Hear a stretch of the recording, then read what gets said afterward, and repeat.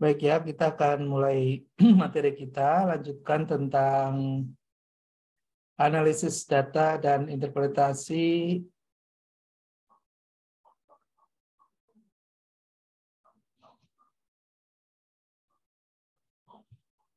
Sorry, kayaknya keputus ya.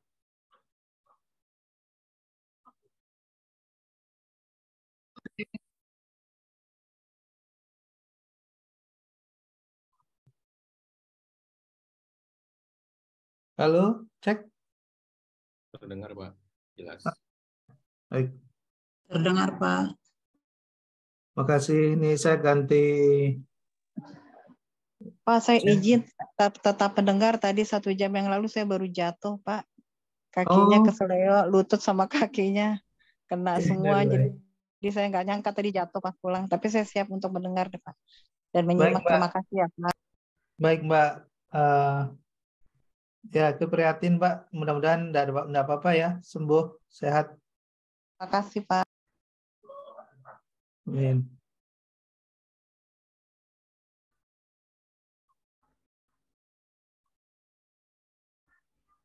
Baik,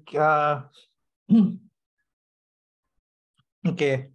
Ini analisis jalur, ya analisis jalur itu hampir sama dengan regresi, ya hampir sama dengan regresi. Cuma ada beda pasti.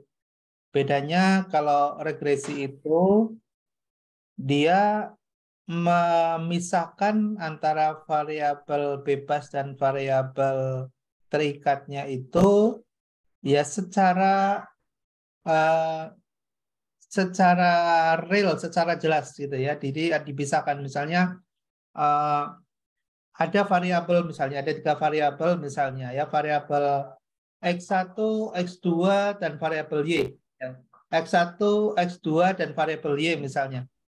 Nah, kalau kita menganalisa misalnya secara teoritis dan konsep bahwa variabel X ini mempengaruhi variabel Y misalnya, maka konsep di regres itu dia langsung seperti ini. Jadi dia langsung mempengaruhi ini, gitu ya.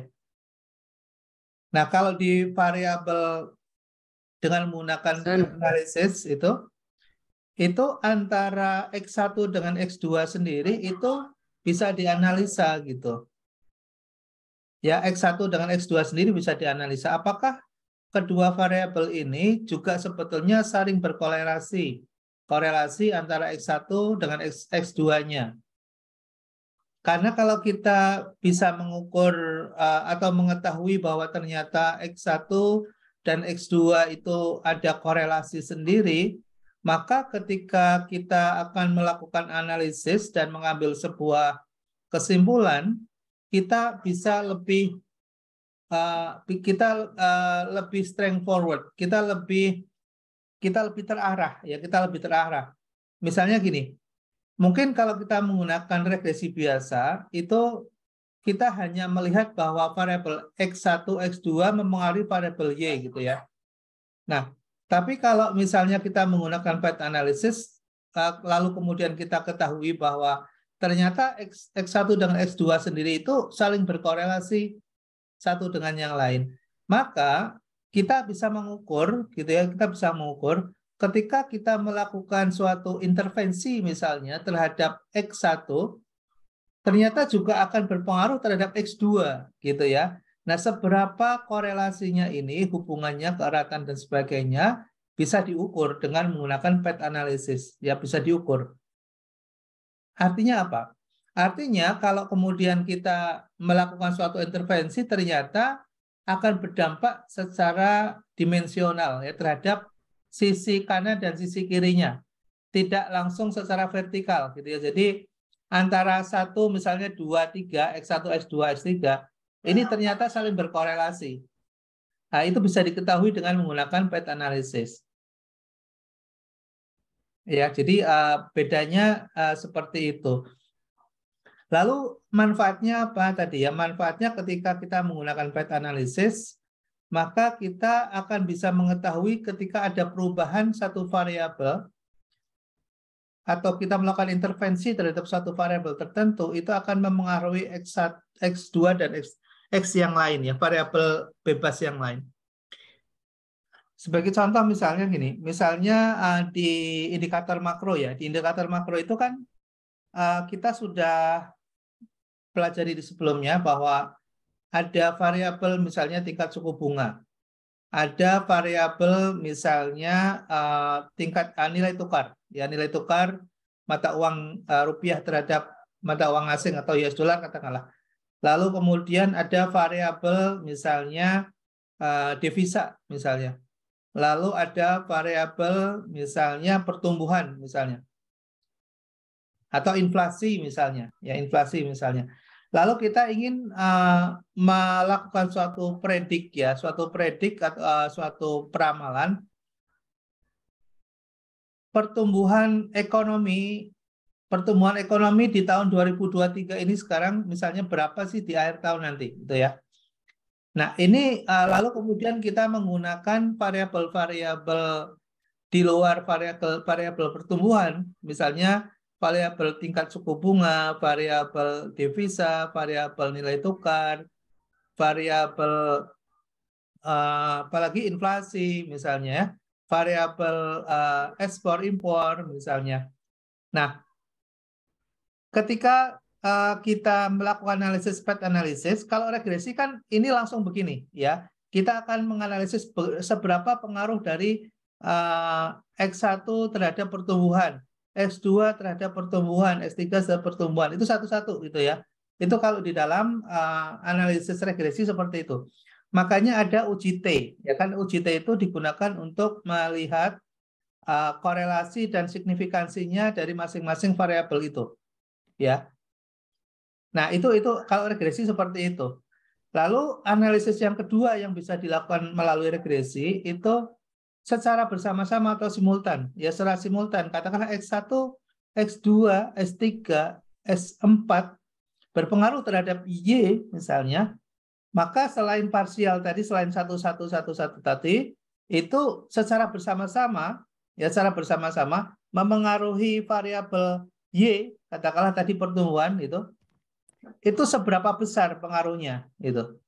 Nah, tapi di dalam regresi multiple regression itu tidak bisa kita melihat bahwa ternyata tingkat suku bunga itu akan berpengaruh terhadap inflasi misalnya.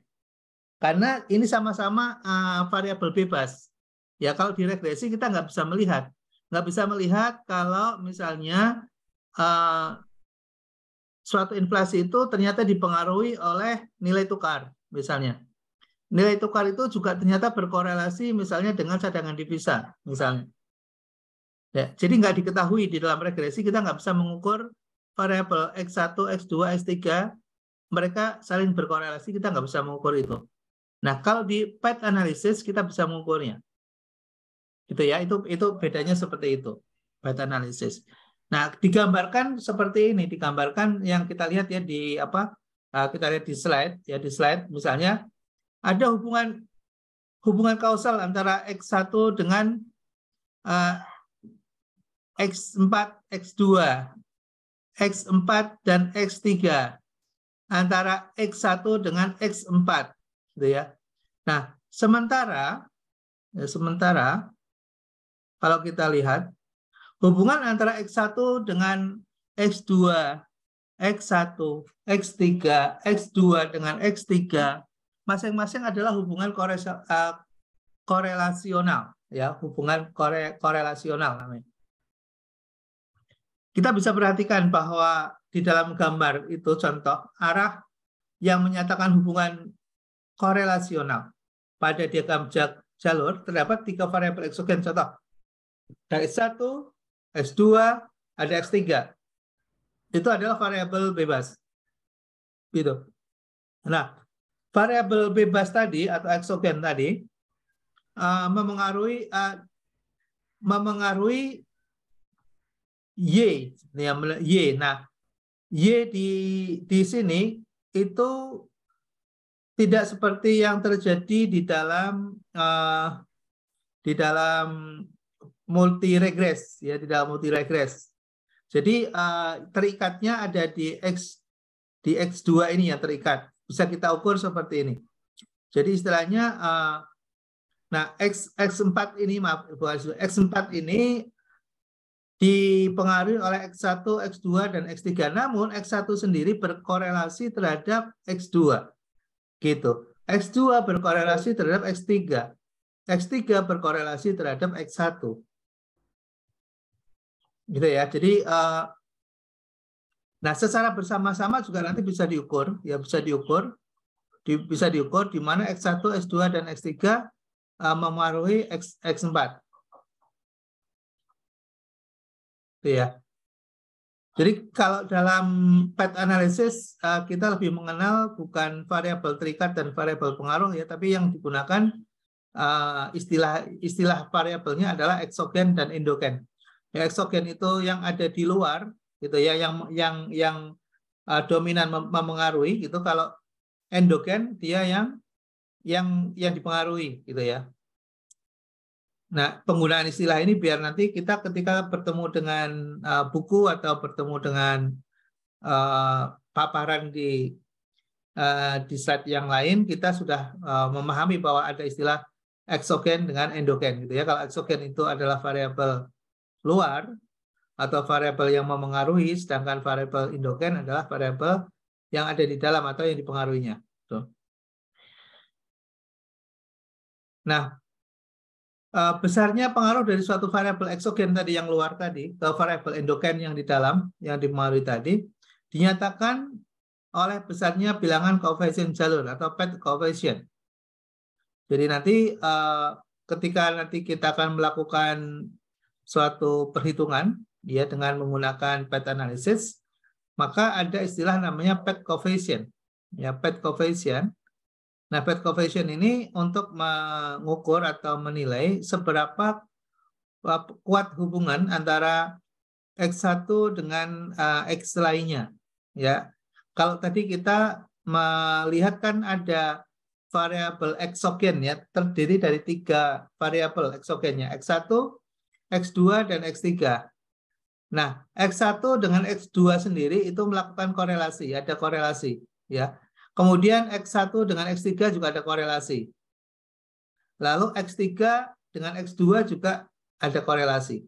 Jadi di situ kita melihat di variabel eksogennya sendiri, masing-masing ada korelasi. Nah, kita bisa menghitung intensitas keeratan antara X1 dengan X2. Atau X1 dengan X3 atau X3 dengan X2-nya. Itu bisa kita ukur. Ya, itu path analysis kelebihannya di situ. Ya, sehingga ketika kita melakukan suatu analisis, kita komprehensif ya, secara komprehensif bisa melihat sebetulnya kondisi yang terjadi itu seperti apa antara variabel satu dengan variabel yang lain. Ya, dia ada korelasi seperti apa itu terlihat. Tapi kalau di dalam multiple regression kita tidak bisa mendapatkan informasi terkait dengan hubungan tadi antara korelasinya dari masing-masing variabel eksogen, itu kita nggak bisa mengukur dan mengetahuinya. Oke. Ini sebagai pengantar dulu ya sebelum kita, kalau misalnya mau membaca lebih lanjut bisa dilihat di bukunya Anwar Sanusi, boleh, di metodologi penelitian bisnis. Kemudian ada juga di bukunya Pak Anu Sarjono, Pak Riyadi, Bu Indah Julianita, judulnya Structural Equation Modeling.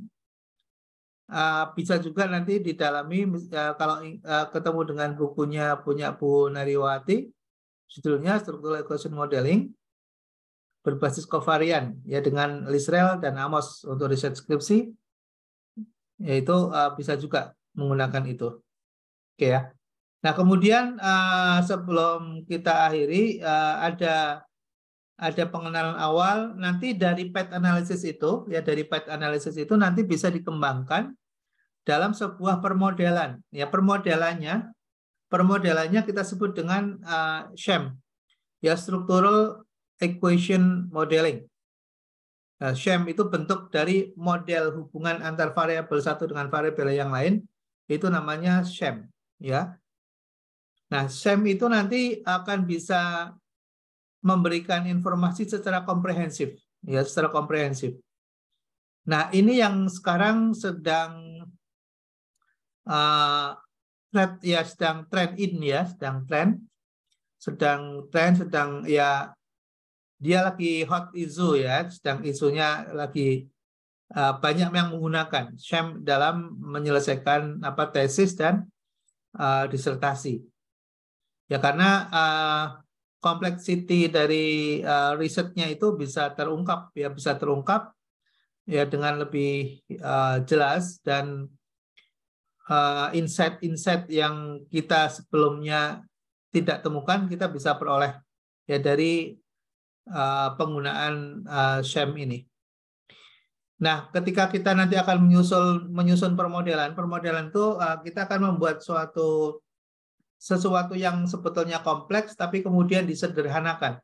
Itu namanya modeling. Jadi misalnya begini, bahwa misalnya kita mau melihat tentang behavior, misalnya perilaku seseorang. Perilaku seseorang itu kan dia dipengaruhi oleh banyak hal, gitu ya, oleh apa yang dia baca, oleh referensi yang dia temukan di dalam keluarganya, pola asuh kedua orang tuanya, gitu. Kemudian lingkungannya di mana dia tumbuh dewasa dalam suatu lingkungan tertentu, gitu. Bisa juga karena di mana dia belajar atau sekolah, di lingkungan sekolah dia bertumbuh, itu akan berpengaruh terhadap behavior atau attitude seseorang misalnya. Nah, kalau misalnya kita menggunakan SHAM ya permodelan, maka akan menjadi sangat baik ya. Misalnya kita akan bisa melihat beberapa faktor-faktor tadi yang kita sebutkan bahwa behavior itu dipengaruhi oleh ini itu. Nah, ternyata antara variabel-variabel eksogen nanti yang akan kita teliti itu nanti akan ketahuan. Oh, ternyata misalnya suatu pola etik dalam keluarga misalnya ternyata dipengaruhi oleh lingkungannya, gitu ya. Ternyata lingkungan misalnya dipengaruhi oleh adat istiadat ya di dalam di wilayah tersebut, misalnya di daerah tersebut misalnya. Nah, oh ternyata adat istiadat dipengaruhi oleh keyakinan, misalnya oleh agama misalnya. Jadi berbagai dimensi itu bisa diperoleh, ya bisa dilihat dengan menggunakan SHAM ini. Nah, begitu juga dalam ekonomi ya, dalam ekonomi. Nah, dalam ekonomi kita dengan menggunakan pendekatan structural equation modeling ini, kita akan bisa melihat lebih komprehensif ya. Misalnya gini, kita ingin meningkatkan katakanlah performance dari suatu entitas bisnis misalnya, dari suatu perseroan atau PT misalnya. Gimana sih cara bahwa performance itu dipengaruhi oleh faktor-faktor tertentu gitu misalnya. Nah, faktor-faktor tertentu itu misalnya kita karena mempelajari di bidang bisnis dan ekonomi, kita akan bisa mengidentifikasi gitu ya. Oh, ternyata performance itu dipengaruhi oleh SDM-nya, oleh kualitas SDM-nya. Ini teorinya misalnya gitu ya. Oh, ternyata performance dari suatu entitas bisnis itu dipengaruhi oleh permodalannya. Oh, ternyata dipengaruhi juga misalnya oleh sistem operation yang mendukungnya misalnya. Lalu juga dipengaruhi oleh faktor-faktor lingkungan misalnya, lingkungan makro misalnya. Nah, faktor-faktor tadi itu bisa kita temukan melalui pemahaman terhadap suatu konsep dan teori yang kita pelajari tadi. Lalu kemudian kita buat model, ya model bahwa performance itu dipengaruhi oleh A, B, C, D, E gitu misalnya. Nah, kalau di dalam model regresi itu kan satu arah gitu ya, satu arah. Jadi X1, X2, X3 dan tadi itu mempengaruhi seperti ini ya. Jadi satu arah. Satu arah. Tapi kalau dalam SHAM itu bisa reciprocal, ya bisa reciprocal. Jadi dia bisa begini modelnya. Ya, jadi ini mempengaruhi ini, ya bisa ini mempengaruhi ini. Nah, korelasinya ini bisa kita ukur, ya bisa kita ukur. Nah, ketika kita menyusun model, ya ketika kita menyusun model, maka kita bisa menggunakan notasi yang sudah menjadi kesepakatan ya para ilmuwan gitu ya. Apa notasi, bentuk notasinya seperti yang terlihat di slide itu. Jadi bisa dalam bentuk persegi 4. Ya, itu adalah variabel terukur, observed variable. Jadi kalau kita menggambarkan dalam bentuk kotak gitu, itu adalah observed variable. Lalu kalau dalam bentuk lingkaran atau bentuknya oval gitu, dia adalah latent variable. Ya, variabel bentukan. Nah, variabel bentukan ini dibentuk oleh indikator penyusun konstruk. Oleh karena itu, variabel bentukan ini disebut dengan konstruk. Ya, konstruk. Lalu ada tanda panah. Panah satu arah menunjukkan adanya hubungan yang dihipotesiskan antar variabel. Jadi misalnya X1 dengan X2. Arah panahnya misalnya ke X2 misalnya. Maka kita akan bisa mengartikan bahwa ya X1 akan berkorelasi atau menentukan dari X2-nya gitu. Jadi gambar panah itu mengindikasikan adanya hubungan atau arah dari masing-masing variabel. Nah, arah anak panah tadi dia menuju ke kanan misalnya, lazim sebagian arah panah dalam hubungan regresi antar variabel independen ke variabel dependen. Kalau arah panah ke kanan. Jadi kalau misalnya X1, X2, arah panahnya ke kanan gitu ya. Memengaruhi Y, ya, mempengaruhi Y. Nah, itu seperti itu. Nah, kalau di dalam regresi yang muncul kan hanya satu arah, ya satu arah saja. Tapi kalau dalam sham itu bisa dua arah, seperti yang terlihat di arah panah yang ada di paling bawah itu, ya. Dua arah itu menunjukkan hubungan korelasi di antara dua variabel. Jadi kalau regresi pasti satu arah, ya kan? Jadi X1 terhadap X2 misalnya itu satu arah. Nah, kalau di sham itu bisa dua arah. Karena dia saling memengaruhi, ya saling memengaruhi. Nah, itu notasi-notasi yang perlu kita ketahui pada saat nanti kita akan membuat sebuah model, ya sebuah model. Nah, saya ingin melihatkan dari monograf yang saya tulis dan sempat saya share juga ya sempat saya share di grup. Nah, mungkin sudah bisa diunduh. Itu contoh dari disertasi saya, ya. Saya lupa apakah sudah pernah meng-share itu atau belum. Ya, kalau misalnya belum, saya coba tayangkan di sini sebagai contoh ya bagaimana proses riset dengan menggunakan sham. Kebetulan saya menggunakan sham untuk disertasi saya. Jadi bisa jadi acuan atau contoh ya kalau ada yang nanti berminat dalam mengolah tesisnya dengan menggunakan sham.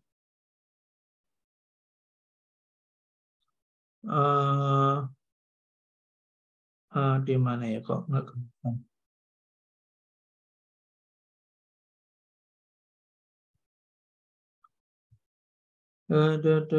Di mana ini?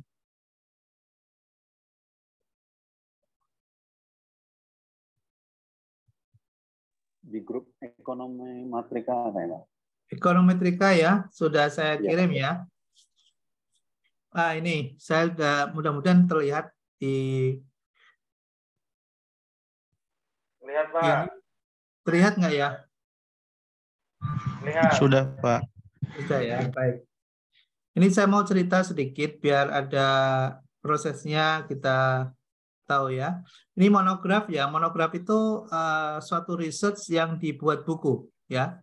research yang dibuat buku namanya monograf. Nah, dalam monograf ini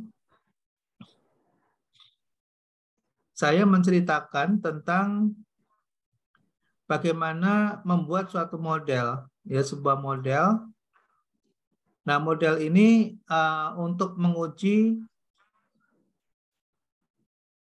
bahwa faktor-faktor yang menentukan atau istilahnya determinan, gitu ya, determinan di dalam analisis korelasi berbasis dimensi, ya dimensinya multidimensi itu kita mesti memang harus cukup kuat, bukan cukup ya, harus kuat di dalam teorinya, gitu ya. Di dalam teorinya kita harus kuat karena kita akan menemukan variabel-variabel yang sebelumnya mungkin belum ditemukan ya oleh peneliti yang lain. Nah, ini ada di dalam monograf ini saya tulis secara detail mengenai misalnya bagaimana menyusun permasalahan gitu. Lalu kita menemukan pada kajian atau penelitian sebelumnya. Lalu manfaat itu udah biasa ya. Kemudian metodologi. Nah, metodologinya kita harus menentukan jenis penelitiannya pasti. Kemudian data yang dibutuhkan apa saja. Tahapan penelitiannya. Lalu karena ini basisnya pada data primer, sehingga saya butuh populasi untuk menentukan sampel, ya sampelnya berapa gitu.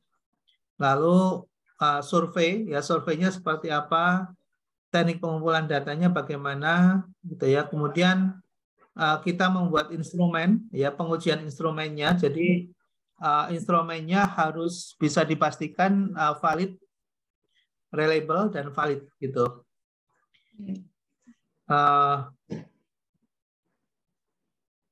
Oke.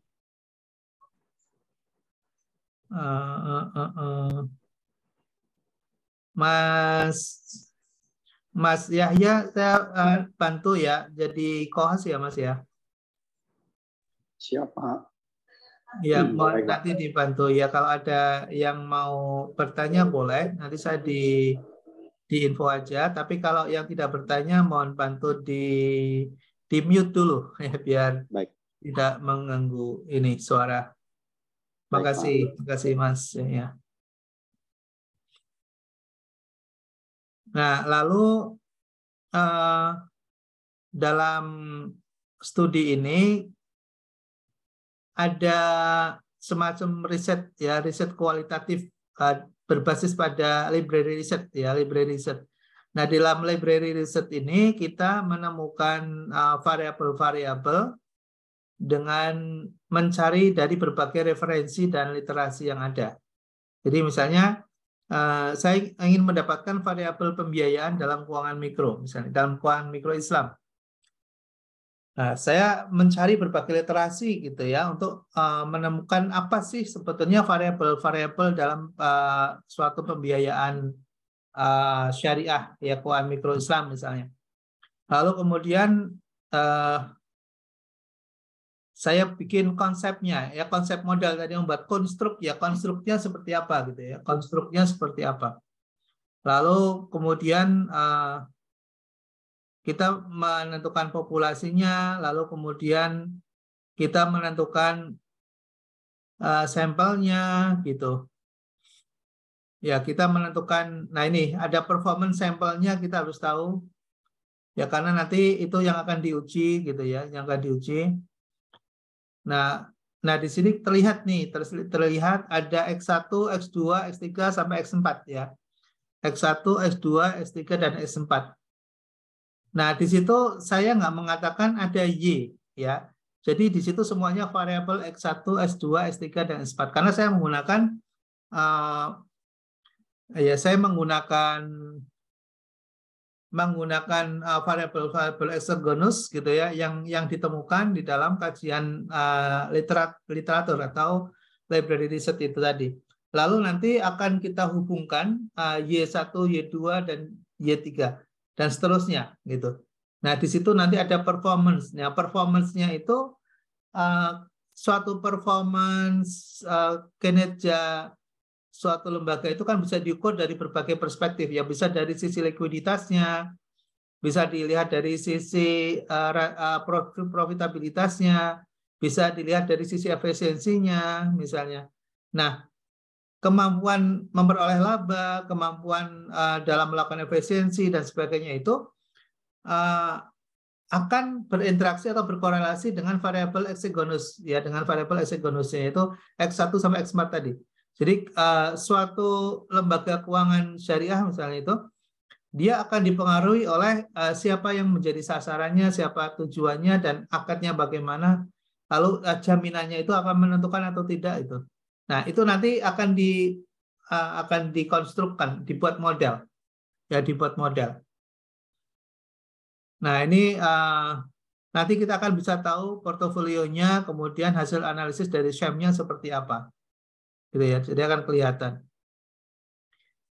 Nah, nanti juga mungkin kalian juga bisa lihat contoh di lampiran-lampiran. Misalnya, gimana saya melakukan pengujiannya, gitu ya. Lalu menguji validitas dari instrumen, ya, validitas dari instrumennya.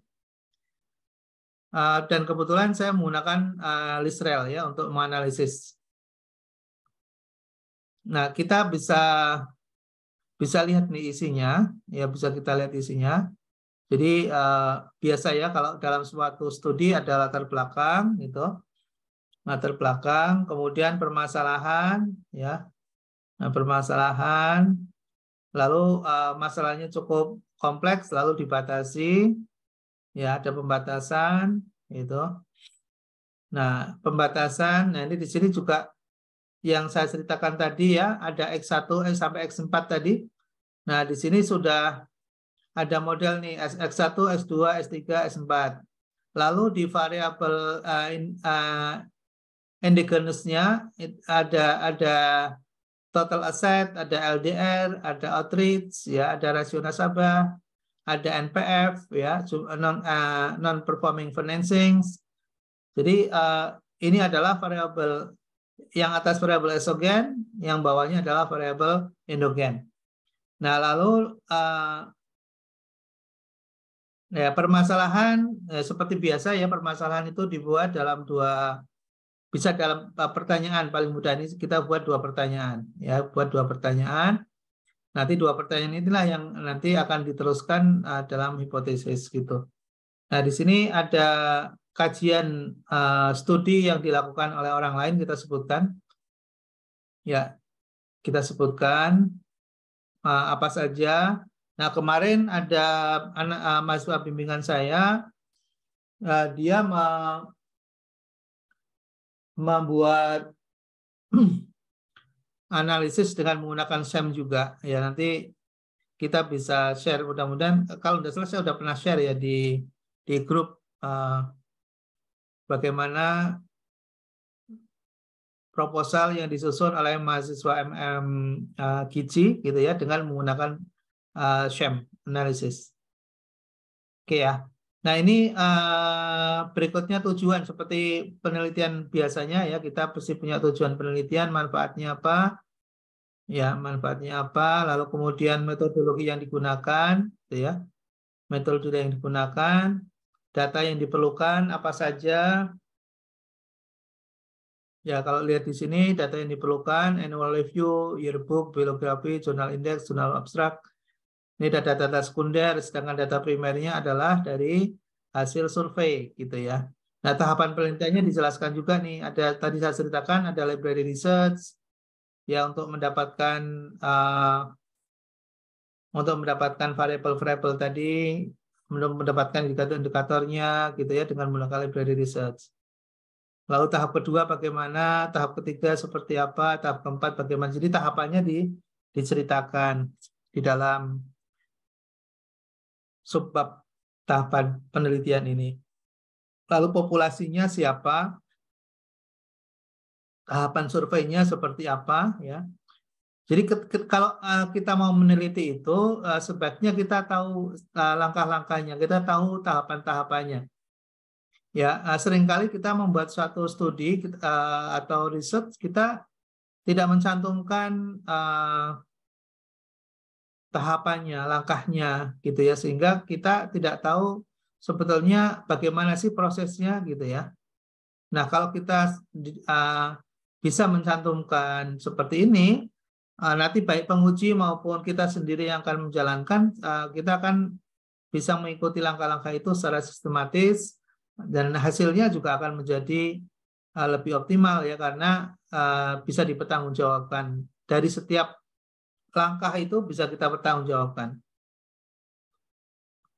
Nah, ini contohnya. Terus teknik pengumpulan data. Teknik pengumpulan data itu dengan banyak cara. Lalu yang kita gunakan apa?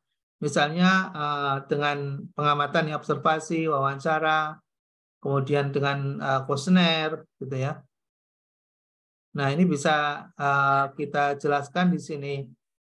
Ya, termasuk misalnya metode pengukuran kita menggunakan apa? Apa menggunakan skala interval ataukah menggunakan skala diferensial, semantik diferensial misalnya. Nah, kebetulan kalau di dalam kuesioner yang saya bangun, misalnya saya menggunakan semantik diferensial. Nah, lalu kemudian kita membuat definisi-definisi agar pembaca itu paham ya apa yang kita maksud, gitu ya. Misalnya saya mengatakan ada dimensi itu apa sih? Oh, dimensi itu parameter, gitu ya. Pengukuran yang dibutuhkan dalam mendefinisikan suatu objek itu namanya dimensi. Nah, di situ kita harus menjelaskan. Nah, pengujian instrumen dijelaskan di sini secara sistematis. Jadi pengukurannya seperti apa? Misalnya kita menggunakan skala 1, 2, 3, 4, 5, lalu kemudian kita membuat klasifikatori dengan menggunakan skala ordinal, ya, ranking. Jadi kita ada mencari nilai rata-rata, nilai tertinggi terendah, misalnya.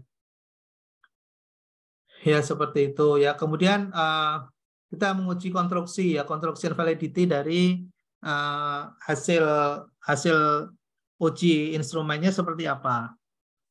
Memastikan bahwa instrumen yang kita gunakan itu valid. Ya, kalau kita menggunakan data primer, kecuali kita tidak menggunakan data primer, ya, misalnya data sekunder lalu kemudian kita olah langsung gitu, ya itu bisa-bisa aja, boleh saja itu.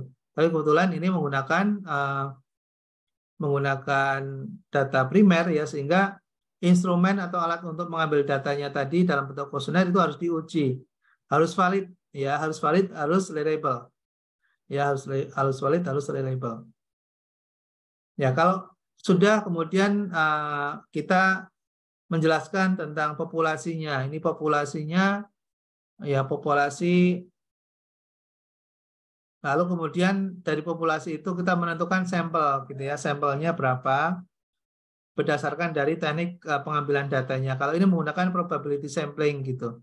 Jadi kalau probability sampling, tekniknya proportional stratified random sampling, berarti kita akan menentukan stratifikasi atau langkah-langkah atau mengambil bagian tertentu dari suatu sampel dengan cara-cara tertentu. Ya, jadi misalnya kalau menggunakan proportional stratified random sampling itu, kita membuat kriteria sendiri sampel yang mau kita ambil dalam suatu polis itu syaratnya apa. Ya, syarat-syaratnya apa. Contoh misalnya mahasiswa gizi. Mahasiswa gizi ada populasi. Misalnya kita akan meneliti objeknya adalah mahasiswa gizi. Nah, mahasiswa gizi ini kan bermacam-macam, ya. Ada dibedakan laki-laki dan perempuan, kemudian dibedakan tahun masuknya, kemudian dibedakan dari profesinya, profesi pekerjaannya misalnya, kemudian tempat tinggalnya berbeda-beda kan, ada di Jakarta, Depok, Bogor, bahkan ada yang di Kalimantan, ada yang di Sumatera. Nah, ketika kita mau ambil sampel, kita itu harus tahu pasti yang kita mau sasar itu siapa. Apakah random, artinya semua memiliki kemungkinan untuk menjadi sampel kita, berarti menggunakan random sampling namanya, atau kita akan buat klasifikasi tertentu. Ya, klasifikasi tertentu. Misalnya yang hanya tinggal di Jawa saja, atau yang hanya tinggal di Depok dan Bogor misalnya. Jadi itu namanya stratified random. Jadi kita membuat klasifikasi dari suatu populasi sampel yang kita ambil. Ya. Nah, lalu metode analisisnya kita tentukan. Nah, kebetulan di sini menggunakan SAM, ya. Oke ya. Nah, mungkin sedikit nih cerita tentang bagaimana bisa menemukan suatu variabel. Jadi, variabel itu bisa ditemukan dengan melalui library research. Nah, library research-nya seperti ini. Contohnya ini library research.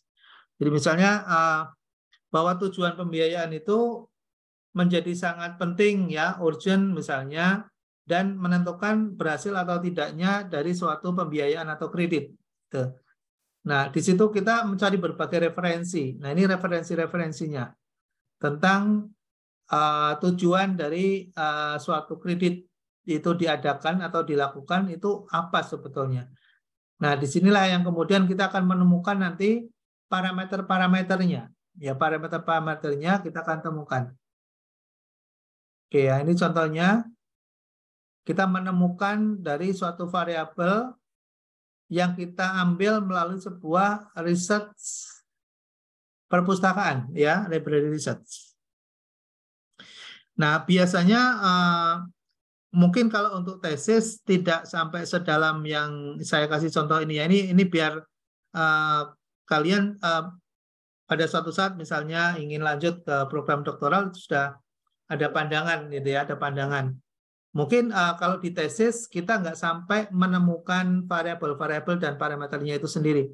Ya biasanya kita masih bisa dimungkinkan untuk mengambil suatu variabel yang sudah pernah ditemukan oleh orang lain. Atau contoh misalnya ini kan saya sudah menemukan nih dan sudah diuji ya, sudah diuji dan sudah lolos ya, sudah lulus gitu ya, sudah lulus. Nah, variabel-variabel yang saya temukan ini bisa dipakai oleh Anda ya, oleh peneliti yang lain dalam suatu tesis atau dalam skripsi. Gitu ya. Jadi kita bisa mengambil hasil temuan orang lain itu kemudian kita menguji, ya kita mengujinya. Itu bisa. Nah, ini bisa menemukan variabel ini tidak mudah, kita harus membaca berbagai literatur.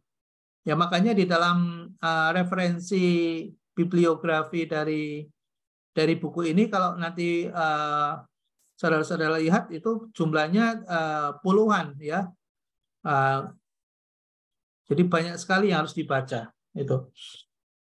Nah, oke lah ya, ini let's say ini kita coba skip aja. Nah, kita ingin tahu mengenai bagaimana kita menganalisis dengan menggunakan SAM, ya, dengan menggunakan SAM. Jadi ini di bab 2 tadi cerita tentang bagaimana menemukan variabel-variabel, ya.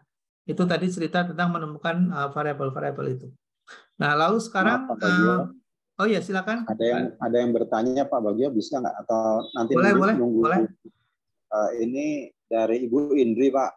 Iya. Pertanyaannya, silakan. Pak Bagio, mohon izin bertanya. Dalam sebuah penelitian, jika hasil koefisien determinasinya variabel X1 dan X2 berpengaruh terhadap Y hanya 20%, sedangkan 80%-nya dipengaruhi oleh variabel lain, apakah penelitian kita dikatakan lemah? Apakah penelitiannya harus diulang, Pak? Lalu apakah ada batasan berapa persen pengaruh variabel independence terhadap dependent bisa dikatakan kuat? Terima kasih, Pak. Mana yang lebih bagus? Skala Likert 1 sampai 5 atau 1 sampai 4, Pak? Demikian, Pak Bagio. Baik. Terima kasih Mas Yaya yang sudah meneruskan pertanyaan dari Mbak Indri. Jadi begini, dalam prinsip riset itu, kita nggak bisa mengukur keberhasilan riset itu dari hasilnya, ya, tapi dari prosesnya. Jadi misalnya gini, kita ada suatu hipotesis, ada suatu dugaan misalnya. Dugaan bahwa kita menduga nih, misalnya kita menduga bahwa variabel, katakanlah karena ini konteksnya adalah ekonomi makro, kita menduga bahwa tingkat suku bunga dan inflasi itu berpengaruh terhadap tingkat pertumbuhan dari suatu negara, growth atau GDP di suatu negara misalnya. Nah, lalu ternyata kita misalnya menggunakan, kita mengatakan bahwa korelasi hipotesisnya adalah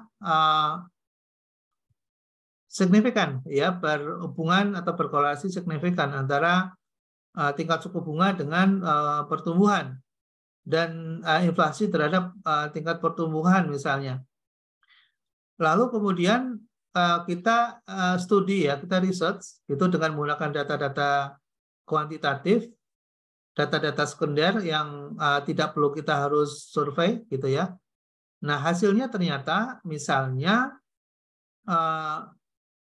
kok tidak signifikan, gitu ya. Yang dimaksud tidak signifikan itu misalnya dengan tingkat kepercayaan 5%. Ketika kita menggunakan alfa misalnya 5%, misalnya ternyata T hitungnya lebih kecil dibandingkan dengan T tabel, misalnya. Sehingga T1 dan T2 katakanlah tidak signifikan berpengaruh terhadap pertumbuhan, misalnya terhadap GDP. Maka pertanyaannya, apakah studi kita gagal? Apakah studi kita ini kemudian dianggap tidak berbobot dan tidak berkualitas, misalnya? Ya enggak juga, gitu ya. Ketika kita prosesnya itu benar, data yang kita gunakan benar, gitu ya. Nah, lalu kemudian ketika kita olah dan outputnya ternyata tidak signifikan, misalnya, lalu kemudian kita nggak bisa diklaim, oh, riset Anda gagal karena hipotesis Anda tidak sesuai hasilnya. Nah, lalu kalau dilihat misalnya dari sisi koefisien determinasinya, ya, koefisien determinannya R kuadratnya misalnya ketemu katakanlah cuma 30% misalnya. 30% misalnya. Lalu pertanyaannya, oh berarti gagal dong Anda menggunakan variabel yang Anda pilih ternyata tidak dominan, gitu ya, terhadap, ya enggak juga, ya. Nah, justru yang salah itu ketika kita memanipulasi data, gitu ya. Ketika kemudian menurut kita itu tidak relevan, atau menurut kita ternyata hipotesis kita itu misalnya tidak terbukti, misalnya, lalu kemudian kita ganti-ganti sendiri angka-angka atau data-data yang kita sudah dapatkan bahwa data itu valid, gitu ya, data itu benar. Ya, jadi justru salah ketika kita modifikasi data-data yang sudah benar. Nah, lalu pertanyaannya, kalau tidak signifikan dan variabel yang kita ambil ternyata tidak dominan, misalnya dalam memengaruhi Y misalnya. Nah, bisa jadi ternyata kita dalam kondisi yang anomali ekonomi, gitu kan. Nanti mungkin peneliti lain yang akan menemukan, ya. Peneliti lain atau research yang lain yang akan menemukan dan melihat ternyata penelitian kita menarik, gitu ya.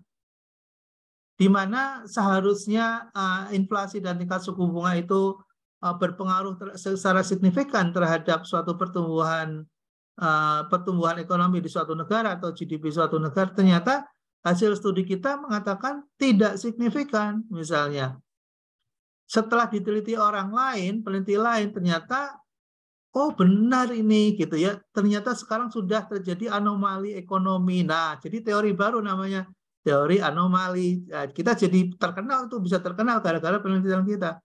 Mungkin bagi dosen yang tidak paham tentang itu, misalnya menyalahkan kita, oh ini Anda salah, gitu ya. Oh Anda ini gagal nih penelitiannya karena begini ya.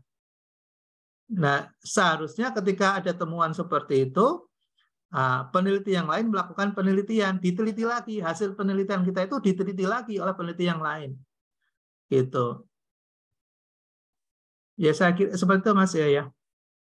Untuk Mbak Indri, ya. Terima kasih, Bapak. Ya, sama-sama, Mbak Indri. Ada lagi yang bertanya mungkin? Nggak ada ya? Sudah terjawab belum ya, Mas? Ya. Atau ada pertanyaan lain? Sudah terjawab, Pak. Oh, baik. Baik, makasih ya. Ada lagi? Ya izin Pak, tadi untuk skala Likert 1 sampai 5 ada juga saya pernah baca dan dengan skala 1 sampai 4.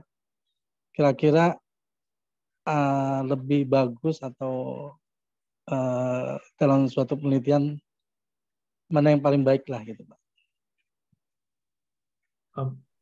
Baik Mas. Ini ada dua pendapat. Ada dua pendapat. Ada pendapat yang mengatakan posisi ganjil itu bagus ya dengan alasan di situ memediasi nilai tengah gitu ya, memediasi atau memfasilitasi mengakomodir nilai tengah. Misalnya ada 3, 1, 2, 3 ada akomodir nilai tengah. Tapi ada pendapat lain gitu ya, kalau nanti ada nilai tengah, maka ketika pilihannya di tengah nggak jelas gitu ya, nggak jelas. Maksudnya dia itu sebenarnya ke atas atau ke bawah gitu. Sehingga pada saat nanti dilakukan analisis, nah nilai tengah itu akan mengganggu gitu ya, akan mengganggu atau sebagai faktor ekstrim ya, dianggap faktor ekstrim karena tidak berada pada posisi, apalagi kalau kemudian itu adalah suatu pendapat. Pendapat itu kan harus kalau itu adalah sebuah pendapat, maka posisi nilai tengah itu dia justru tidak berpendapat kalau dia berada di posisi tengah gitu. Jadi dia berpendapat yang pada hakikatnya tidak punya pendapat gitu. Jadi misalnya gini, apakah Anda suka misalnya, apakah Anda suka ya dengan Mbak Indriani misalnya, lalu dikasih 5 angka misalnya, 5 angka, lalu milihnya 3, kan Mbak Indriani bingung gitu, ini sebenarnya suka nggak sih gitu. Jadi dia menjawab tapi sebenarnya tidak menjawab gitu. Nah itu bagi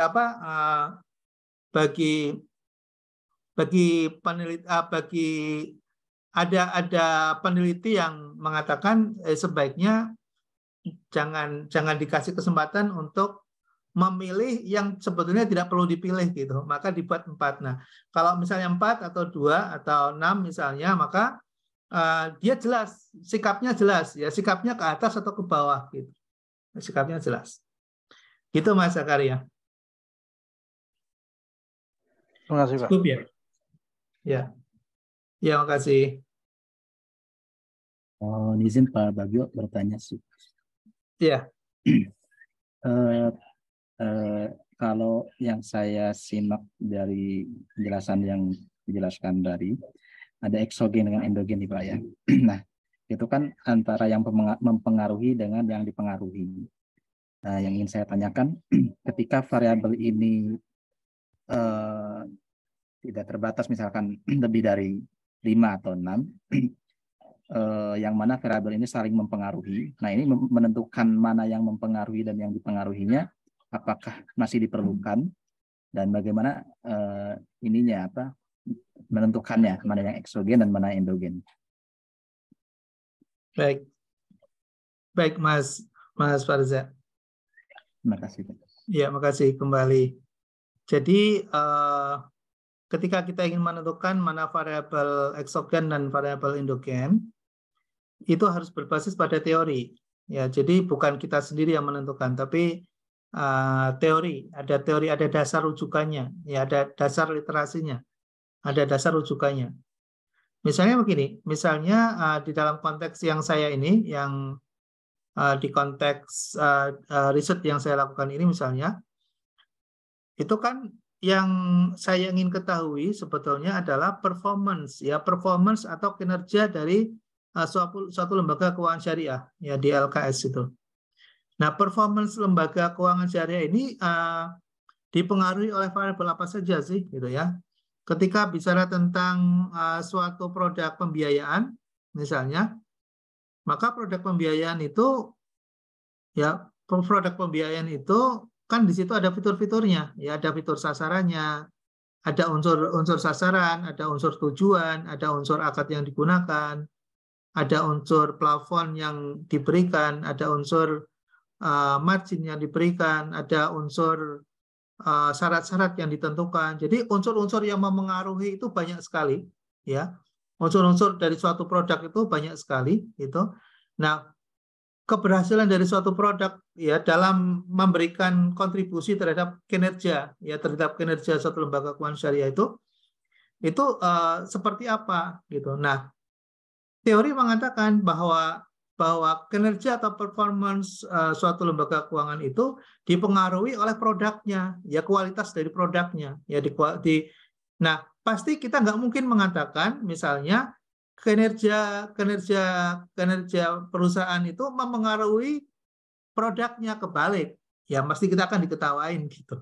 Jadi sebetulnya teorinya sudah ada, ya teorinya sudah ada. Jadi ini adalah variabel eksogen. Jadi kualitas produk itu akan berpengaruh terhadap endogennya. Endogennya apa? Endogennya adalah performance atau kinerja dari perusahaan ini akan dipengaruhi oleh kualitas dari produknya. Gitu. Nah, ini variabelnya banyak. Ini juga performance itu kan banyak variabelnya. Tadi yang saya sudah ceritakan itu banyak. Nah, ini kemudian akan dirangkaikan, akan dihubungkan, dikorelasikan. Ya, akan dikorelasikan. Nah, nanti akan kita ketahui mana variabel yang signifikan memengaruhi dari variabel endogennya ini. Apa saja? Yang signifikan apa saja? Nah, yang signifikan itulah yang kemudian yang perlu kita intervensi ketika kita sodorkan dalam sebuah rekomendasi. Ya, dalam sebuah rekomendasi atau hasil temuan. Oh, ternyata yang menentukan adalah ini gitu. Nah, itu seperti itu, Mas Farja, cara menentukannya. Udah cukup jelas ya, Mas? Jelas, Pak. Terima kasih banyak. Ya, sama-sama, Mas. Jadi intinya kita harus membaca, kita harus mengetahui dari berbagai literasi sebetulnya yang memengaruhi apa, yang dipengaruhi apa, sehingga kita bisa menentukan mana variabel eksogennya, mana variabel endogennya mana, gitu ya. Jadi dari teori atau konsep yang kita pelajari nanti akan menemukan itu. Ya. Lalu tadi Mas Zakaria menanyakan tadi ya jumlahnya ganjil atau genap tadi. Jadi itu tidak mutlak ya. Jadi misalnya ada yang mengambil liket misalnya 4, intervalnya 4 misalnya, ya kita nggak boleh mengatakan salah, nggak ada yang salah dan benar dalam menentukan itu. Gitu. Ini hanya bicara tentang kondisi kecuali misalnya gini, di dalam mungkin ada yang bertanya, Pak Bagio, misalnya Pak Bagio ambil intervalnya ganjil atau genap. Saya ambil interval ganjil, ya 1 sampai 5 intervalnya. Lalu kenapa kok bisa saya ambil ganjil? Karena saya punya reason, gitu. Reasonnya apa? Karena tidak semua pertanyaan yang saya tanyakan di dalam instrumen itu adalah kualitatif. Ada yang kuantitatif. Tadi yang saya ceritakan di atas ya, yang saya ceritakan di atas nih. Jadi semua itu ada alasannya ya. Jangan kemudian menurut itu atau maksudnya gini. Kita nggak punya reason ya terhadap suatu pilihan, suatu keputusan yang kita lakukan. Nah, kalau di sini ya, kenapa sih saya ambil intervalnya sampai 5 atau ganjil misalnya? Karena di sini ya, di sini kalau kita lihat nih di atas sampel instrumen, mana instrumennya? Instrumen di bab 1, biasanya di bab 1 saya tulisnya nih. Nah ini, kenapa saya menentukan intervalnya 1, 2, 3, 4, 5 gitu ya? Karena kalau kita lihat ke atas nih, kenapa? Karena saya ada nilai rata-rata, ya. Saya ada namanya menggunakan skala ordinal ranking, gitu ya. Ini 1, 2, 3, 4, 5, ya. Nah, kenapa? Karena di dalam pertanyaan itu ada yang menggunakan data kuantitatif. Jadi misalnya nilai ada nilai tengah, ya. Jadi kalau saya tidak kasih nilai tengah, maka saya menghilangkan kesempatan atas jawaban itu, atau berarti saya tidak reliable. Jadi misalnya gini, ada LDR misalnya, loan to deposit ratio, ada rasio-rasio gitu ya, ada rasio-rasio. Ada rasio tertinggi, ada rasio terendah. Dan pasti ada means, pasti ada rata-rata, ya. Nggak mungkin ada nilai tertinggi dan terendah, tidak ada nilai tengahnya, kan nggak mungkin. Gitu ya. Jadi makanya kenapa saya menggunakan 5. Ya, saya menggunakan 5 skala 5. Itu karena tadi ada jawaban yang memang menggunakan data kuantitatif gitu, di mana jawaban itu ada nilai tertinggi, ada nilai tertenggah, dan ada rata-rata.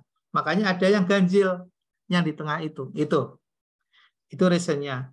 Kecuali misalnya kita membuka suatu jawaban yang tidak ada kaitannya misalnya dengan data kuantitatif, misalnya dengan angka misalnya. Nah, itu kita menggunakan 4 itu bagus. Karena ini sikap. Ya, misalnya kita ingin mengetahui sikap atau tanggapan misalnya. Maka nilai 1, 2, 3, 4 itu bagus. Tuh. Oke, mungkin ada yang mau ditanyakan lagi? Ya, mohon izin, Pak. Ya, silakan, Mas. Assalamualaikum, Pak. Waalaikumsalam. Tuh.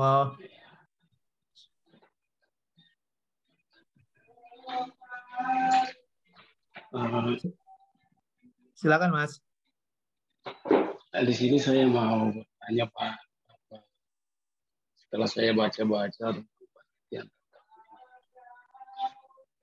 yang saya dapatkan di sini, ada sebuah penelitian tentang mengukur kinerja keuangan suatu daerah. Yang jadi pertanyaan saya itu sesuai dengan teori yang dipaparkan tadi oleh Bapak, bahwa sebuah penelitian itu tidak saja menggunakan regresi linear, tapi ada sebuah model yang dipakai, itu structural equation modeling. Jadi yang jadi pertanyaan saya itu, misalnya kita mengukur kinerja keuangan dari sebuah daerah itu kan, contohnya misalnya menggunakan metode value for money. Itu kan ada tiga item doang yang diteliti, Pak. Yaitu efisiensi, efektivitas, sama efisiensi anggaran, efektivitas anggaran. Di situ kan, di efektivitas itu kan ada yang dicari itu kan realisasi anggaran pendapatan tuh. Kalau pendapatan itu kan ada pendapatan asli daerah ya, Pak. Di situ ada variabel-variabel yang mempengaruhi juga, misalnya pendapatan dari pajak, dari kontribusi, dari pendapatan lainnya. Apakah misalnya kalau saya melakukan penelitian, sejenis penelitiannya seperti itu, apakah boleh saya melakukan penelitiannya menggunakan regresi linear atau menggunakan metode SEM ini, Pak? Soalnya di dalam variabel itu kan ada variabel-variabel yang mempengaruhi juga. Jadi karena di dalam SEM itu kan kasualitas itu kan pengaruh sebab akibat ya, Pak. Itu kan pengaruh variabel yang saling mempengaruhi satu sama lain.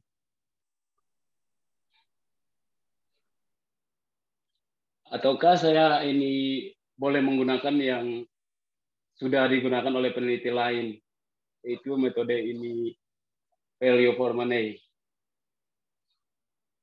Baik, terima kasih, Pak. Ini saja pertanyaan saya, Pak. Baik, Mas Yumensan. Mas Yumensan, ya.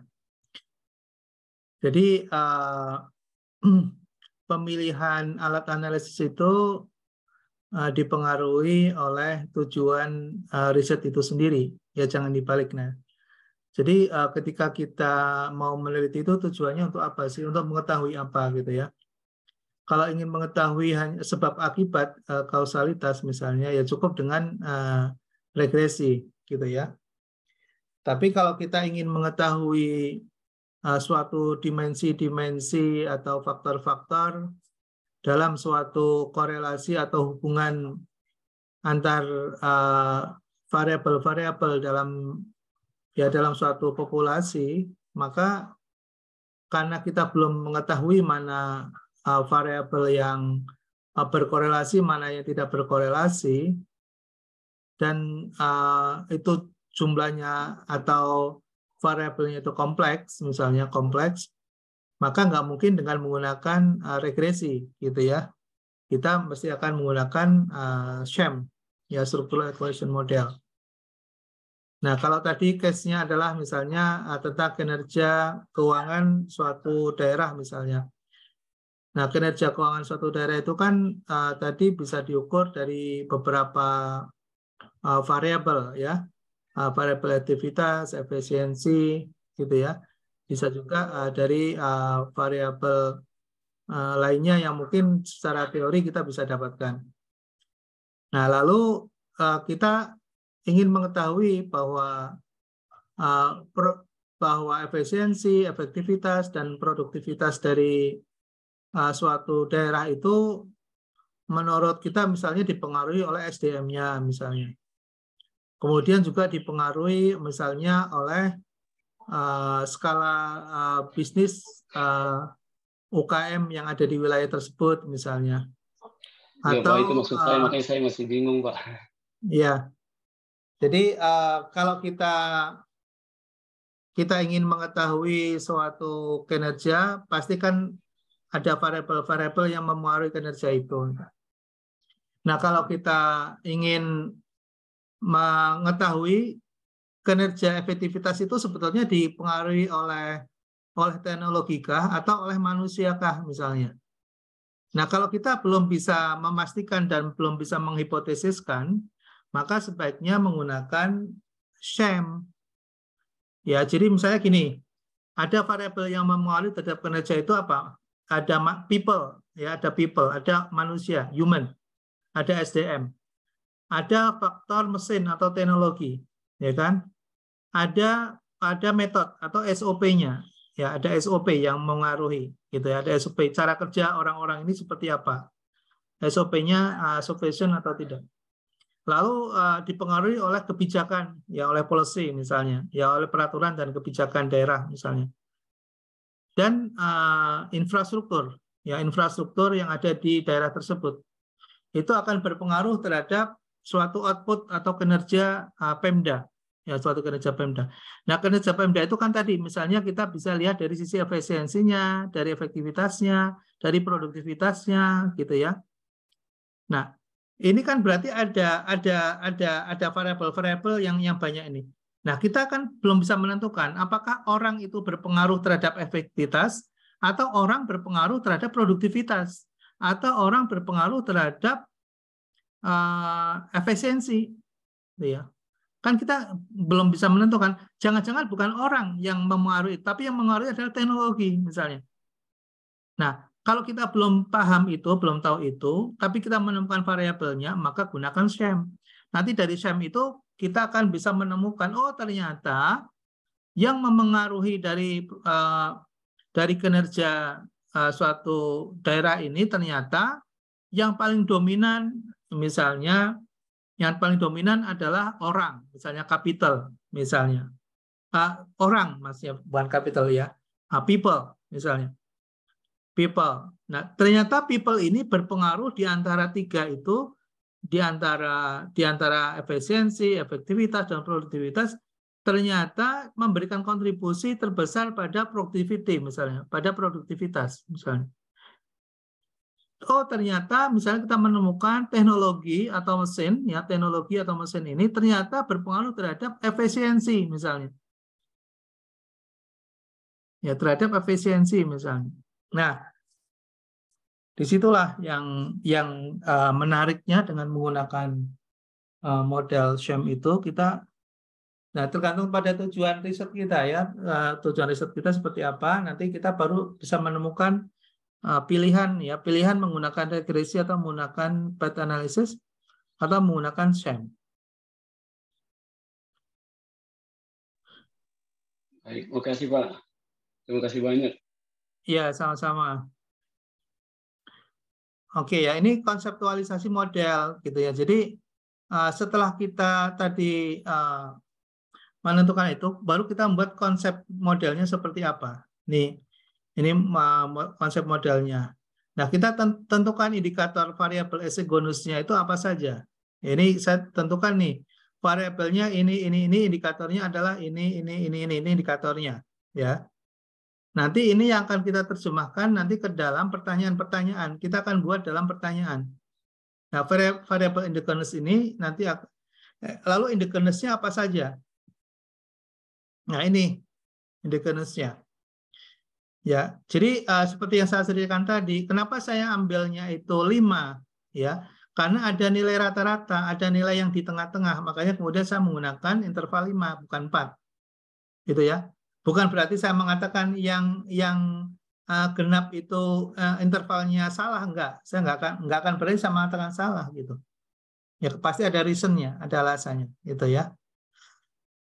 Nah, ini modelnya, model hubungan keterkaitan endogenous dengan exogenusnya seperti ini, ya. Jadi ada X1, S2, S4, ada Y1, Y2, maaf ini sebetulnya Y1, Y2 bukan Y1 semua ya. Ini salah, ini perlu dikoreksi nih. Jadi seperti itu. Jadi bisa jadi X1 dengan S2 melakukan ada pengaruh, ada korelasi sendiri. X1 dengan X3 ada korelasi sendiri. Jadi di situ kita akan bisa menemukan nanti dengan menggunakan sham ini. Kalau menggunakan korelasi kan satu arah ya, dari misalnya X1 ke Y saja, ya ke Y itu satu arah. Dan kemudian variabel Y-nya kan nggak boleh lebih dari 1 kalau menggunakan multiple, pasti 1. Oke ya, nah disitulah yang kemudian ya ini proses risetnya, ini hasilnya, ya saya nggak perlu, karena kita bukan pemaparan tentang hasil suatu riset, tapi hanya memperlihatkan saja bahwa proses penelitian dilakukan dengan tahapan-tahapan seperti yang ada ini gitu. Nah di sini nanti kita akan bisa melihat hasilnya, ya akan bisa melihat hasilnya. Nah hasilnya begini, kita menemukan namanya kuadran portofolio, kepatuhan gitu ya. Jadi yang patuh terhadap prinsip-prinsip keuangan mikro mana, yang patuh terhadap prinsip-prinsip syariahnya di mana, itu bisa ketahuan di situ. Nah ini hasil analisisnya seperti ini nanti. Y1, Y2, Y3, Y4 gitu ya. Kemudian persamaannya ya seperti ini persamaannya. Nah, lalu dengan menggunakan sham akan diperoleh. Nah, ini persamaan Y1 seperti itu, gitu ya. Lalu artinya bagaimana? Ini ya, ini artinya gimana? Kemudian Y2. Jadi satu-satu, nih ya Y2. Y2 dipengaruhi oleh X1, S2, S3, S4 seperti apa? Gitu. Ya, kita menjelaskan. Lalu signifikan atau tidak? Ya, ini signifikasinya dengan menggunakan p-value ya. Dengan menggunakan p-value ini. Nah, ini bisa dibaca nanti dan bisa terjemahkan. Nah, di sini ini yang menarik adalah X1, S2, S3, S4 ya terhadap X1 terhadap S2 sendiri gimana? Ini tadi dijelaskan juga dalam penelitian ini. Ya, lalu kemudian apa maksudnya? Nah, ini maksudnya dijelaskan. Yang dimaksud dengan signifikan mana, yang tidak signifikan mana. Nah, itu dijelaskan. Oke, ya nanti silakan bisa dibaca-baca. Barangkali bisa ada gambaran ya untuk riset di tesisnya.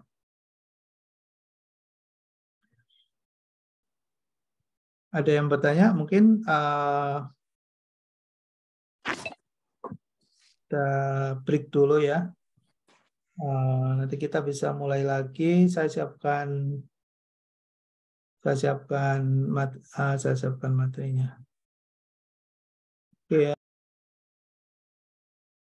Oke, terima kasih. Kita akhiri sementara sampai di sini. Nanti kita mulai mungkin 15 menit lagi lah ya.